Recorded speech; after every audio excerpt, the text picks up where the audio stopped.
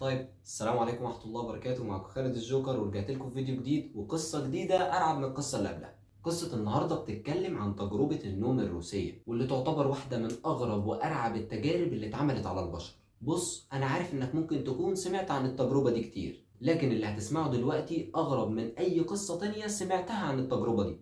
صحيح الفيديو ده ممكن يأذيك نفسيا لأن أحداث التجربة دي كانت عنيفة فعلا. القصة دي قبل ما أبدأ كده ملهاش مصادر كتير، لكن أغلب الآراء حوالين القصة دي بتقول إنها حقيقية فعلا. ما تنساش اللايك، ولو لسه مش مشترك في القناة اشترك وفعل الجرس عشان يوصلك كل جديد بإذن الله.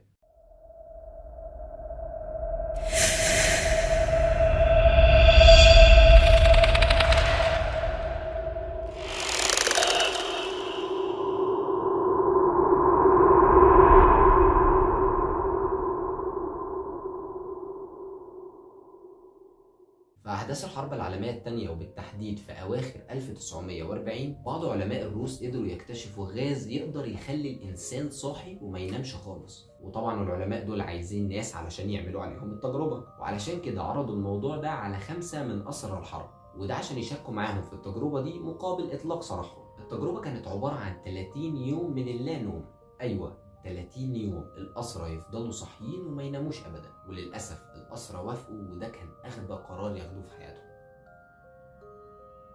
خدوا الأسرى وحطوهم في غرفة محصنة عاملة زي الخزنة، ووسيلة التواصل الوحيدة بينهم هي الميكروفونات اللي موجودة في الغرفة دي، وكانوا بيراقبوهم من خلال زجاج عازل لأن في الفترة دي ما كانش فيه كاميرات أصلا. والغرفة كان فيها حمام وشوية كتب وأكل يكفيهم لمدة 30 يوم. وبدأت التجربة والعلماء فتحوا الغاز في الأوضة، وبدأ العلماء مراقبتهم بالميكروفونات من ورا الزجاج زي ما قلت لك.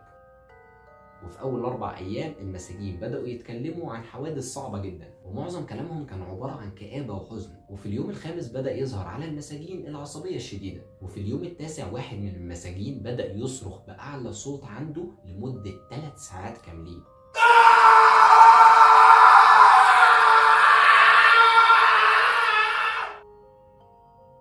في ال3 ساعات المتواصلين دول كان بيصرخ من غير أي سبب، ومرة واحدة الصوت وقف علشان العلماء يكتشفوا بعدها إن الراجل ده قطع حباله الصوتية.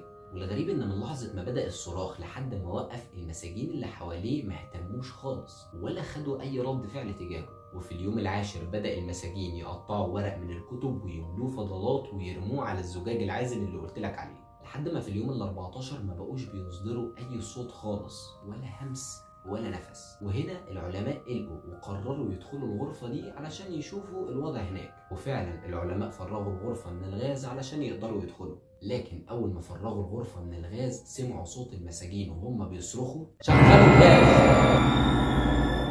لما العلماء دخلوا الغرفة قالوا إنهم شافوا أبشع منظر في حياتهم. لقوا إن المساجين عايشين بس ميتين في نفس الوقت، حالتهم صعبة جدا وأجسادهم ضعيفة لدرجة إن العظم باين تحت الجلد، ولقوا أجزاء لحم متقطعة ومرمية على الأرض، ده غير اللي جلده متقشر واللي مقطع أجزاء كبيرة من لحمه ورميها على الأرض.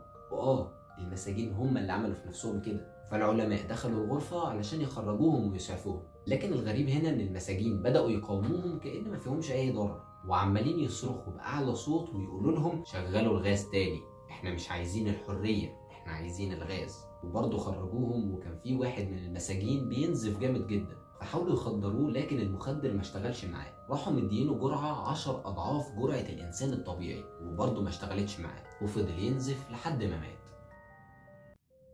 واحد من المساجين ال4 الباقيين لقوه مكسر 9 عظام في جسمه، وبرضه المخدر مش نافع معاه ومات. السجين اللي أحباله الصوتية متقطعة كتب لهم رسالة وقال لهم فيها إنهم لو عايزين يعملوا له العملية يعملوها من غير بنج.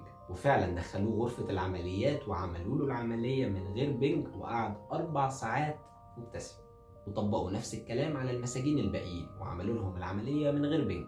بعد العمليات الدكاترة اقترحوا على العلماء إنهم يموتوهم لأن حالتهم صعبة جدا، لكن العلماء قالوا بدل ما نموتهم خلينا نكمل التجربة. وفعلا دخلوهم الغرفة تاني وشغلوا الغاز، ولما شغلوا الغاز المساجين هديوا تماما، لكن المساجين ما قدروش يقاوموا النوم وماتوا واحد ورا التاني، وده بعد ما فضلوا صاحيين لمدة 19 يوم.